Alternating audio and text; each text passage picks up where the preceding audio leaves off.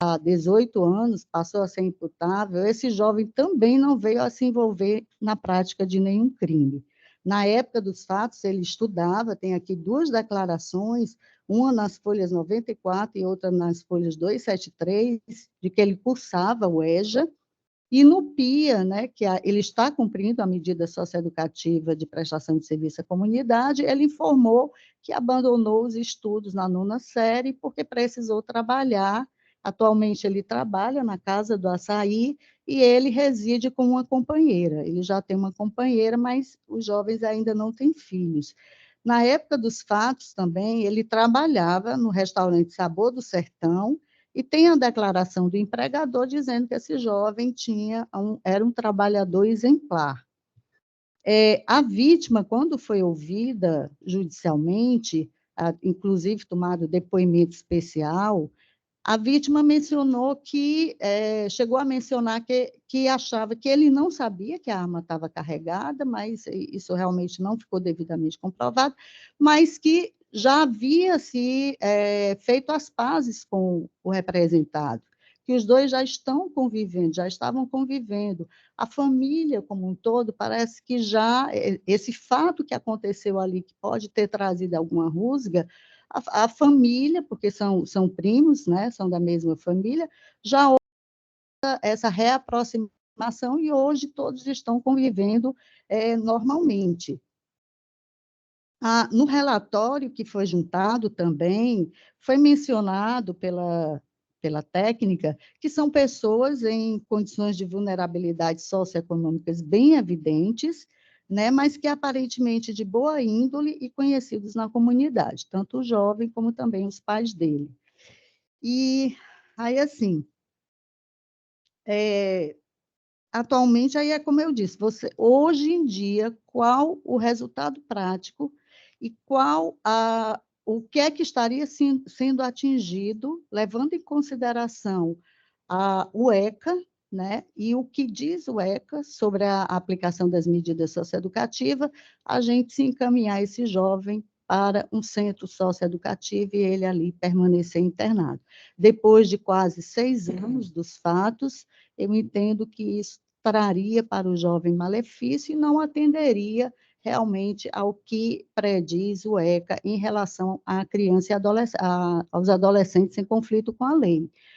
Assim, o jovem tinha 14 anos, quer dizer, ainda em formação, mas isso foi um fato realmente isolado na vida dele, ele não tem nenhuma outra anotação, nem anterior, nem posterior, né? Então, assim, no momento atual, a aplicação dessa internação, dessa medida, ela não vai, assim, moldar de forma positiva o convívio dele ou possibilitar a reabilitação. Talvez isso traga até um efeito contrário a esse jovem ingressando no centro socioeducativo e tendo contato ali com adolescentes infratores, muitos deles que praticaram atos infracionais de extrema gravidade. O rapaz hoje já trabalha, o rapaz hoje já tem uma companheira, não voltou a se envolver em nenhum outro ato ilícito, nem na adolescência, nem depois de atingir a maioridade penal.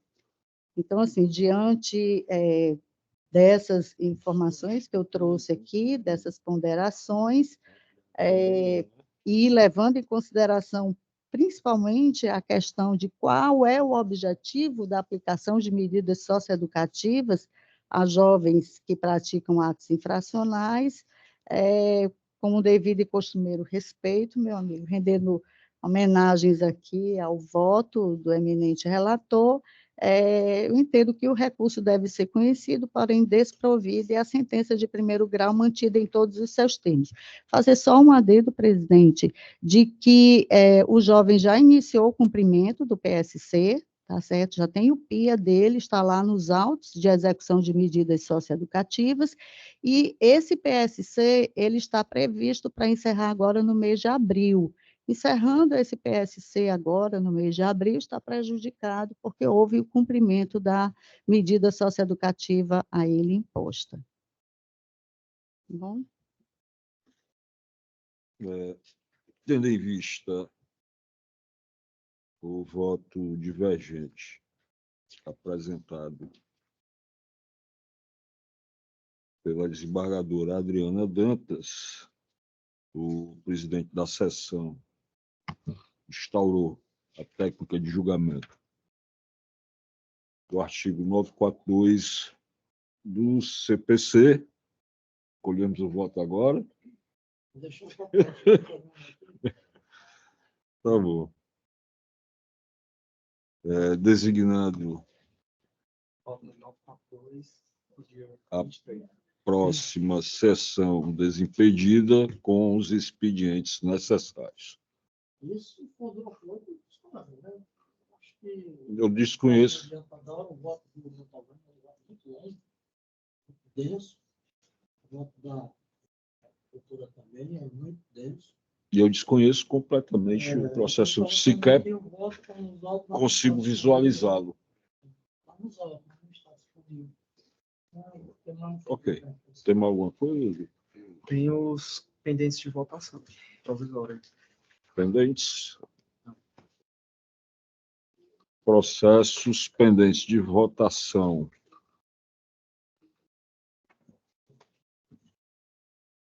Vamos lá, doutor. O 16 já foi resolvido, foi retirado de pauta.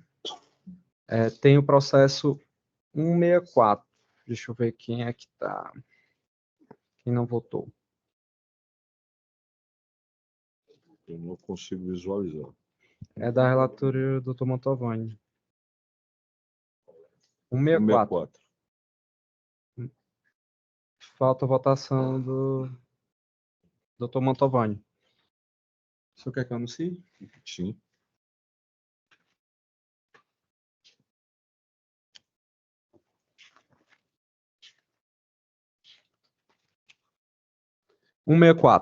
Apelação civil 0054-297, dígito 19 de 2020, apelante apelado TV Cidade Fortaleza Limitada, apelante apelado Vander Lúcia Mendes de Freitas. Relator é o desembargador André Luiz de Souza Costa.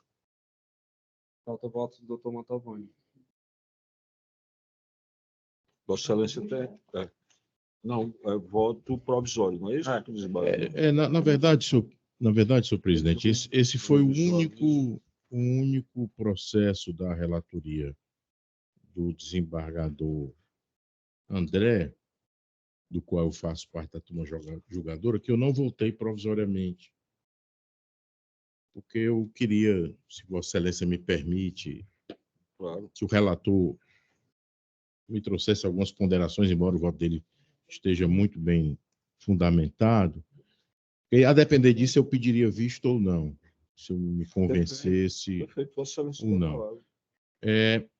Aqui, senhor presidente, na realidade é uma questão muito interessante, que, aliás, costumeiramente nós estamos a isso, acredito até, desembargador André, que houve uma melhora no tratamento das empresas jornalísticas, nas mídias em geral, do que eu acompanho, de uns tempos para cá. Houve uma melhora na exposição das pessoas nesses programas chamados policiais, né, que nós sabemos que tem um cunho secundário de audiência e expõe as pessoas. Isso até vem sendo regulamentado de maneira muito intensa, né, pelo Poder Judiciário. Mas, no caso aqui específico, se tratou de uma abordagem da TV Cidade de Fortaleza, de uma veiculação de um programa televisivo em relação à parte que também são duas apelações, né? São duas apelações. No caso, a parte autora, aqui também apelante, que ela teria sido exposta indevidamente numa abordagem policial na residência onde ela mora com os familiares, no programa Ceará no Ar da TV Cidade, ao meio-dia, com a matéria que colocaria: família do tráfico é presa em casa. E aí os policiais lá chegaram e citaram o nome de todas as pessoas, mas ela não apareceu, a imagem dela não foi veiculada na reportagem. A própria televisão reconhece que a reportagem, o teor, não nega. Mas, assim, o que me levou, senhor presidente, a não acompanhar o voto, não quer dizer que eu seja contra, ou posso até pedir vista, É porque a indenização na origem, que foi acolhida pelo juízo de primeiro grau, foi o pagamento de R$ 15.000 a título de danos morais. E aí é esse assunto recorrente de valores quando envolvem danos morais. E o ilustre relator, o desembargador André, ele entendeu que seria adequado majorar o valor desses danos para R$ 30.000, o dobro do que foi fixado no juízo de origem. Eu só fiquei em dúvida em relação a esse valor, se não seria um valor excessivo, considerando tantos, não precedentes especificamente desse caso, mas dos parâmetros que esta própria Câmara adota em relação aos danos morais. Por exemplo, a extensão do dano, né? Segundo aqui uma das testemunhas, a notícia foi repassada em grupos de WhatsApp e redes sociais, mas me parece que isso não é da responsabilidade da empresa jornalística, o fato de se repassar. Hoje sabemos que é um território sem qualquer regulamentação das redes sociais, né? E também a depoente relatou que até hoje as pessoas comentam sobre o fato que isso também é uma coisa difícil de se apurar, né? E que ela teria dificuldade em conseguir trabalho após essa reportagem, mas isso só foi um depoimento dela própria, não há nenhuma demonstração nos autos, pelo que eu pude ver nos autos, de que ela realmente teria tido essa dificuldade em relação a conseguir entrar no mercado de trabalho. Sua Excelência, o relator cita uma decisão do STJ, até do ministro Raul Araújo como relator da quarta turma, mas aqui é em relação tanto a jornal impresso, que fica por mais tempo o registro, né? Daí eu entendo a gravidade, como também seria matéria jornalística inverídica, comprovadamente inverídica. E o outro caso que Sua Excelência cita, desta quarta Câmara, cujo relator foi o desembargador Raimundo Nonato, na época, envolve uma acusação de crime de estupro, né? E que a ampla divulgação da imagem da pessoa erroneamente acusada, como se fala aqui no julgamento, foto da carteira de identidade, né? Tudo isso teria exposto a pessoa. Eu não sei exatamente se majorar esse valor, que, a meu ver, já guarda uma razoabilidade, como foi feito no primeiro grau, em R$ 15.000, e dobrar para 30.000, eu só fiquei nessa dúvida, senhor presidente. Por isso que eu sei que o voto está devidamente fundamentado, mas de ouvir o relator, se Vossa Excelência me permite, também, se assim ele o quiser, para, enfim, saber até que ponto se deve dobrar esse valor da indenização. Era isso, senhor presidente. Desembargador André, Vossa Excelência, peço manifestar. Primeiro, agradecer o nosso colega Dr. Mantovani Colares pela observação no voto antecipado e esses questionamentos. Foi que eu me baseei. Eu tentei me reportar ao caso. Nenhum ser humano pode pagar pelos erros cometidos por familiares ou parentes. Chega lá o canal de TV, certamente. Obviamente tem uma questão de classe, a região pobre, e noticia com a família envolvida, uma organização criminosa, envolvida com tudo mais. E tem uma filha realmente que já estava respondendo, só que a filha não é a mãe não respondia nada, não tinha nada, trabalhadora que está nos autos, secretária do lar. Eu concordo com o Nardon Mantovani quando ele fala que não foi a televisão que gerou os WhatsApps e tal, mas se não tivesse a espetacularização ao Jornal do Meio Dia, citando a família, citando a mãe e tal, não teria o WhatsApp. Na verdade, a divulgação pelo WhatsApp foi a partir da notícia. Se não existisse a notícia mentirosa e tal, né, pelo menos do ponto que foi provado nos autos, que não corresponde à realidade, não haveria toda essa repercussão. E a TV processada não provou que não teve esse prejuízo. As testemunhas que foram levadas demonstraram que houve, né? E aí o que foi que eu cheguei, que houve esse caso, houve violação à honra, não tinha prova, nunca respondeu nenhum crime e tudo mais. Duas questões me levaram a duplicar. A primeira, a decisão do STJ, que botou direito à imagem e tal. E porque eu acho que a indenização tem que ser pedagógica para tomar muito cuidado com isso. Nós vivemos num mundo, usando a expressão, de sociedade de massa, sociedade midiática. Qualquer informação que seja verídica sobre uma pessoa que não se comprove, você não tem mais condição de recuperar isso, porque a imagem que vai ficar é sempre daquela pessoa. Ah, me lembro. O ilustre conhecido fica famoso em segundos, porque vai para as redes sociais, vai para o Zap, vai para os locais. E hoje, até o Mário falou muito bem que é uma coisa que nós vamos se defrontar, e vai pegar com a inteligência artificial mal usada, não foi o caso aqui, mas foi o caso que houve uma reprodução por outros meios, que eu nunca mais alcanço. Não tem jeito, porque você não vai tirar do Zap, a gente recebe os vídeos, guarda, arquiva, deleta, ou repassa, aquele processo educativo da gente. Não, tem todas as orientações. Receba, verifique se é factual, se não é factual, se é verdade, se tem base. Só que, na verdade, alguns nós às vezes verificamos, às vezes deletamos e às vezes não, só passamos, porque a notícia é impactante. Família é presa, família faz parte de organização criminosa. A tendência sua é querer olhar e saber o que é. Isso é no Jornal do Meio Dia. Né? Já teve um tempo até que foi um acordo com o Ministério Público Federal, esses programas começaram a passar à noite, depois voltaram a passar no meio dia. E tem um largo alcance. Né? Aí é outra discussão, a curiosidade. Não é à toa que nós temos programas televisivos que dos outros e tem maior audiência. Programas policiais têm maior audiência. Então, Mardo Mantovani, não estou preso a essa tese dos 30 mil. Né? Mas o que me levou atrás dos 30 mil foi a questão pedagógica, a questão que ninguém tem dúvida que a injustiça foi cometida, que a ilegalidade foi cometida. Aí qual o parâmetro do valor? A primeira instância fixou em 15 mil, eu, a partir dessa jurisprudência do ministro Raul Araújo, que fixou em 30 mil, aí eu levei para 30 mil. Essa foi a motivação. Mas podemos debater aqui, eu não estou preso nesse debate, se achar que... Porque aí também vai ser... Não sei se vai criar um parâmetro, né? É porque um dia desse, desembargador, teve um julgamento, não sei se foi dessa Câmara ou foi de outro, eu não estava aqui nessa Câmara ainda, que houve um atraso. Só um exemplo, não guardo o mesmo caso. Houve um atraso de uma... Ou foi uma revendedora, ou foi uma... que consertava carro, atrasou 2 meses a entrega do carro. O desembargador Duval era daqui, dessa Câmara? Sim. Pronto, foi um caso. Até saiu no site do tribunal e tal.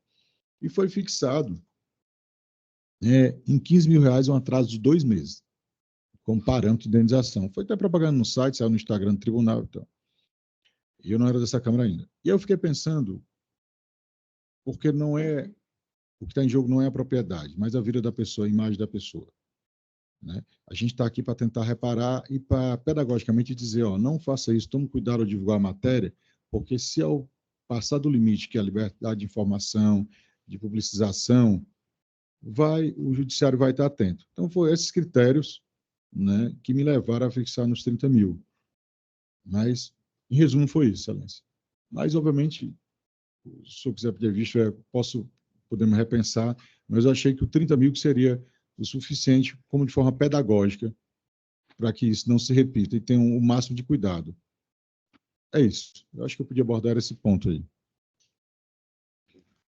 Eu agradeço. Pontos. Obrigado. Eu agradeço, senhor presidente, as ponderações do relator, que gentilmente fez, mesmo com o voto escrito, e realmente ele tocou num ponto importante. Qual o parâmetro? Haveria um limite desse aumento? No caso, foi 100%. Poderíamos, o que eu acharia razoável, se quisermos usar uma analogia, ou a sucumbência recursal, que chega a 20% de aumento, poderíamos majorar em 20% do que o juiz fixou, aí me pareceria razoável. Mas, com todo respeito ao ilustre relator, eu entendo que esse parâmetro de dobrar, assim, com os elementos altos, a meu ver, eu não encontro justificativa. Eu poderia pedir vista, senhor presidente, mas eu acho que seria mais... Pois não. Sendo sobre o valor inicial. Seria tipo 18, 20 mil reais. Exatamente. Seria 20%... Não. Iria para 18 mil reais. Seria 20% do que foi fixado. Não, os autônomos como analogia. Analogia aos honorários. É levar em 20% o valor fixado em primeiro grau. Eu não sei, Adriana, levaria mais 3 mil reais. Só para a gente fechar. Só acho que não podia a gente fechar em comum acordo 20 mil reais. Porque assim... Eu acho razoável para o desembargador. Não seria... Porque a desembargadora Adriana já votou em print, se ela concordasse... Eu acho muito bom, desembargador, essa sua ponderação. concordo o valor de R$ 20.000. Eu acho, assim, as ponderações aqui que o desembargador André fez foram muito importantes, né? Essa questão de que você nunca mais vai recuperar a imagem. Essa mulher, não, ela nunca mais vai recuperar a imagem. Enquanto ela viver junto à comunidade, ela vai ser apontada. Eu ia fazer essa Mesmo frase aí. que- Desculpe interromper, não deveria fazer. Mas a senhora falou a frase correta, porque a repercussão não é em relação ao mundo, à cidade. A senhora falou bem, na comunidade dela. Independente dela ser denunciada, absolvida, condenada, ela vai levar essa imagem até o fim. Mas, assim, achei também a ponderação do doutor Mantovani muito pertinente para se fixar um parâmetro que seja sempre observado e não fique, né, uma situação duplica, na outra não. Então, isso aí é interessante também. E atende ao sentido pedagógico, que o relator tão bem ressaltou. que nós estamos tendo, nós já passamos por algumas situações destas, envolvendo o problema de calúnia, de formação, de injúrias, insights, dentro de um processo envolvendo alto político da Fortaleza. Ceará, né? Tinha um deles que gostava muito dessa matéria.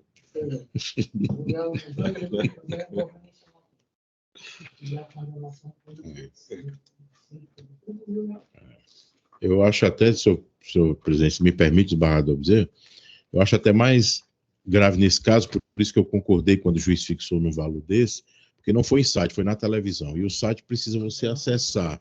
A televisão, ela chega, o sinal aberto, as casas, principalmente nós sabemos da região, né, que envolve a Grande Fortaleza, como um hábito na hora do almoço, aquilo chega de graça, né?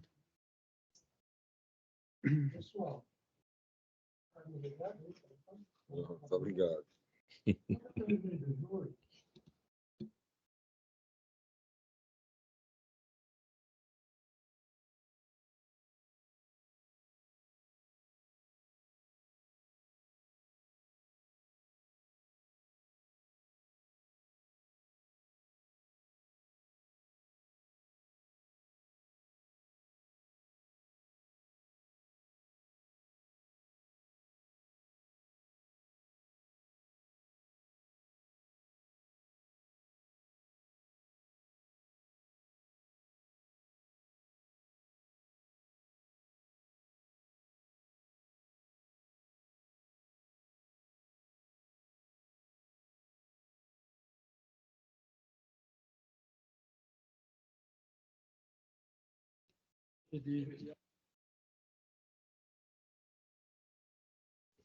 Senhor presidente, agradeço, só para esclarecer, eu, anuindo com a sugestão do doutor Mantovani, e com a anuência da doutora Adriana, eu já mudei aqui o voto e fixei em R$ 20.000.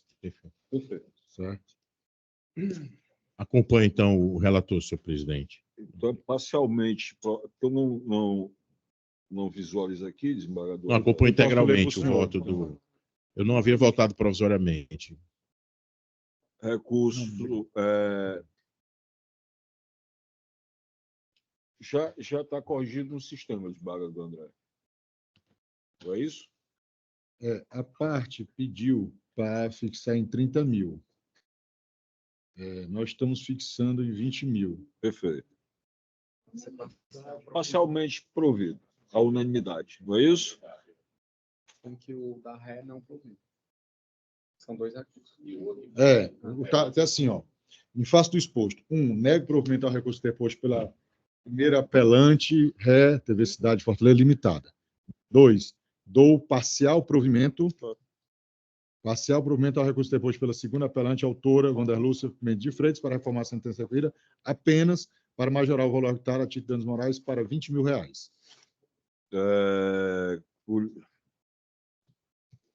Desembargador Mantovani, só para...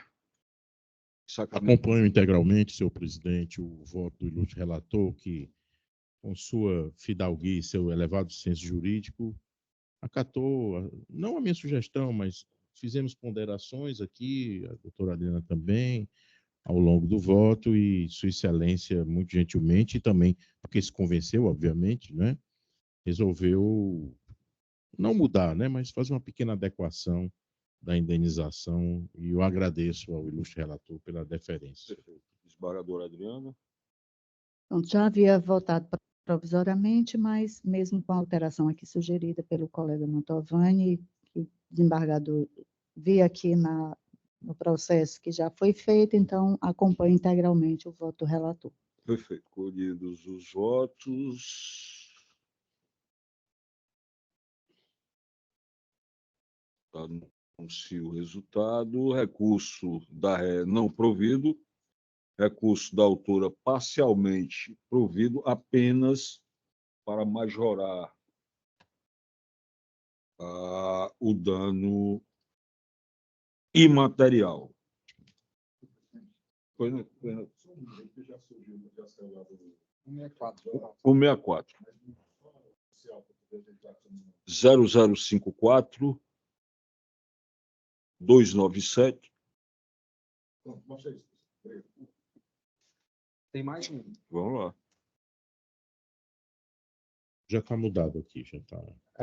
O 204 da pauta também está pendente de voto provisório, apelação civil 0205 174, dígito 63, 2023, apelante Francisco Antônio Soares de Moraes, apelado Fundo de Investimento em Direitos Creditórios Multissegmentados, NPL, Ipanema 6, não padronizado. O relator é o doutor Mantovani Colares Cavalcante, e aqui está ausente o voto provisório da doutora Adriana. Presidente, Pois eu não, vou Bárbara. pedir vista desse processo e fica para a próxima sessão, tá? Perfeitamente. Vamos analisar. Vista concedida.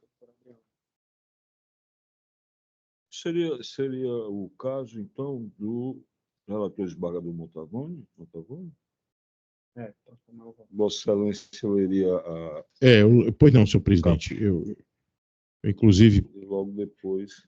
gostaria de pedir escusas aqui à doutora Adriana, que realmente eu demorei a lançar, eu fiz uma revisão nesse voto Perfeito. e soltei já muito em cima do provisório. Mas, no caso, uma apelação, cuja sentença improcedente do pedido de indenização por danos morais, houve uma alegação de dívida prescrita, que foi rejeitado, adoção do princípio da indiferença das vias, natureza da plataforma Serasa limpa nome, né? Tal espaço não significa negativação do nome do devedor, e com precedentes do STJ de danos morais não configurados, uma vez que apenas no ambiente hábil à renegociação de débitos se colocou o nome dela, não é exposta como cadastro negativo, e por essa razão eu entendi pelo não provimento da apelação, senhor presidente. Perfeito. Prevalece, desembargador, o pedido de vistas?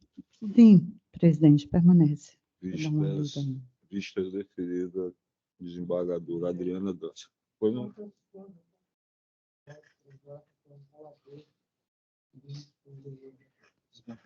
Antecipando o voto, o eminente desembargador Francisco Bezerra Cavalcante acompanhou o voto condutor. Faz alguma coisa? Quantos processos, Juliano? Perfeitamente. Julgamos 233 processos na sessão de hoje. Fazer só um reparo que eu me policio, mas acabo incorrendo nessa mesma falta de educação, de não ter cumprimentado formalmente nossa douta Procuradora de Justiça, doutora Luzanira Formiga, doutora Ana Cristina, muito embora eu tenha falado e conversado com ela aqui logo que cheguei. Vou agradecer ao doutor Marcel, aos nossos servidores, ao policial que cuida aqui do nosso bem-estar físico. E sem propostas ou ponderações, só me antecipando aqui, desembargador, eu daria a palavra por primeiro, não me desculpar, mas só esclarecer que eu postei, aproveitando o ensejo aqui do tema, a música da Lued Luna, no último domingo, equivocadamente. Ainda bem que os colegas gostaram. Eu comumente não, já de algum tempo, nós temos um grupo dos vagadores que assumiram a posse do 7, é o nome do grupo. E eu sempre mando para esse grupo aos finais de semana, quando estou em casa. Eu cheguei, desembargador André, eu gosto muito da Vanessa da Mata. E estava passando o Marcos Mignon, veio um cantor da minha época, que é o Tony Garrido. Da minha época eu via Cidade Negra, e depois essa cantora. E me impressionou. E eu tenho a mania de mexer no celular sem óculos. E foi para o grupo da... Foi um bom vídeo. Foi para o grupo da Câmara. Eu não conhecia também, não conhecia. Vi nesse programa do Marcos Mignon. Senhor presidente, que bom que os erros desses se repitam para a nossa... É tão bom no domingo. Com a vossa autorização. Para encher a alma. Desembargador Bezerra. Presidente, só mais uma vez, cumprimentando Vossa Excelência, Você vai falar sobre isso. o colega André, Não foi publicizado. dizer que a sessão, mais uma vez, é muito rica em debate, muito, como sempre, graças a Deus, Graças a Deus. sem nenhum conflito. É verdade. A harmonia está presente. Eu fico vendo que, graças a Deus, estou instalada a antiga 7ª Câmara de Direito Civil. Parabenizar Vossa Excelência, Marcel, como sempre, a servidora, enfim, a todos. Vamos esperar para terça-feira para jogar mais 200 outra vez. Se Deus quiser. Desembargador André. Só um minuto de vocês, só para tratar um assunto mais fora da sessão. Eu só cumprimentar os eminentes colegas, dizer que é uma alegria e um prazer uma vez estar conosco aqui, os bons debates respeitosos, e desejar a todos muita saúde e uma ótima semana. Muito obrigado. Eu queria pedir para o senhor mandar esse vídeo rápido. Pronto, olha aí. Eu adoro música. Pronto, isso. Serviria para várias, dependendo da... Desembargador De usar o... Desembargador Matogoni. Senhor presidente, só tenho a agradecer. Esta é a 9ª sessão que eu participo aqui sobre a condição temporária. Eu saio daqui sempre mais rico, é um aprendizado fantástico. Conviver não somente com os integrantes desta Câmara, mas também estar aqui sempre tão bem ladeado das figuras femininas, para nossa sorte, da procuradora, a doutora Luzanira, daqui da nossa doutora Cristina Defensora, da nossa servidora também, e aquele que o desembargador Bezerra ressaltou, que estaremos aqui semana que vem, eu não sei, mas a Câmara estará aqui semana que vem, me fez remeter ao mito de Sísifo, né? Que era aquele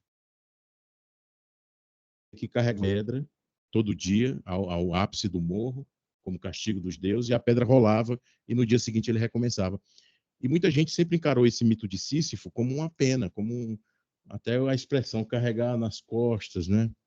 O peso da vida, até que veio um grande escritor, o Albert Camus, e disse, não, a felicidade está nesse carregar de pedra, é isso que justifica a nossa existência, é o trabalho do dia a dia, num livro fantástico do mito de Sísifo, do Albert Camus, onde ele fala isso. Então, é sempre bom ter um olhar diferente. Então, esse volume imenso, esse trabalho, do Dr. Marcel aqui, eu até brinco muito com ele na segunda-feira, já denominei o dia que não se dorme, né? Porque ele sempre muito atencioso, manda nas madrugadas e tudo. É essa a nossa sina, o nosso privilégio como magistrados e magistrada aqui, né? E também da Defensoria Pública, do Ministério Público, das servidoras, enfim, desse conjunto todo que nos torna privilegiados em conduzir destinos, definir e sempre aprender, sempre refletir. Vossa Excelência conduz com a fidalguia e com a competência esta Câmara. Nós temos aqui o decano a nos iluminar. Hoje nos iluminou muito, né? Sempre bom ouvi-lo. Então, só tenho a agradecer, senhor presidente. Agradecer. Só gratidão. Muito obrigado. Nós aqui agradecemos a presença de Vossa Excelência, sempre muito enriquecedora. Embargadora Adriana. Boa tarde, né? Porque já estamos aqui quase 1 hora. Eu quero aqui registrar assim, a imensa satisfação e o quão enriquecedor foi esse período que eu estive aqui, assento nessa Câmara.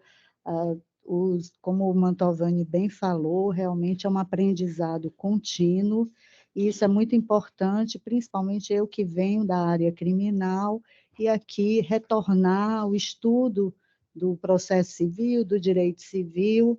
E, assim, eu tenho uma boa notícia: o desembargador Jaime, sexta-feira, estará retornando, a licença dele é até a próxima quinta, né? Quinta-feira é o último dia da licença, então, sexta-feira ele retoma.